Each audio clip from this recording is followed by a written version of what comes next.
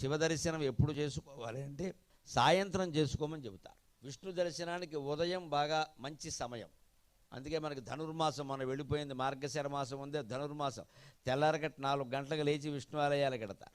శివాలయం ఉందే కార్తీక మాసంలో శివారాధన ఎక్కువ చేస్తాం కదా. సరిగ్గా మీరు అప్పుడు గమనించండి, శివాలయాలు కిటకిటలాడతాయి, పొద్దున్నుంచి అలాగే ఉంటాయి. కానీ సాయంత్రం ఇంకా పట్టుకోవాలి, ఎందుకంటే దీపం పెడితే కనిపించేది అప్పుడే కదా మరి.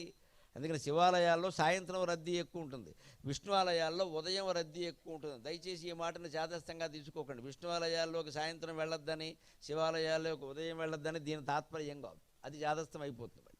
ఊరికే ప్రాధాన్యం అని చెబుతారు అంతే. దాన్ని సభలకు జనం ఎక్కువగా ఎప్పుడు వస్తారంటే ఏం చెబుతారు, శని ఆదివారాలు అయితే బాగా వస్తారని, సెలవు రోజులు కదా అంటే. మిగిలిన వాళ్ళు రారైనా, మిగిలిన రోజుల్లో రారైనా ఆసక్తి ఉంటే ఎప్పుడైనా వస్తాడు, సెలవు పెట్టుకొస్తాడు. ఏదైనా అంతే. ఇంకా దాన్ని ఆ సాయంత్రం పెడితేనే శివుడు కరుణిస్తాడు, పొద్దున్న పెడితే శపిస్తాడు అన్నంత దారుణంగా ఆలోచించక్కర్లేదు. చాదస్తం అంటే అదే.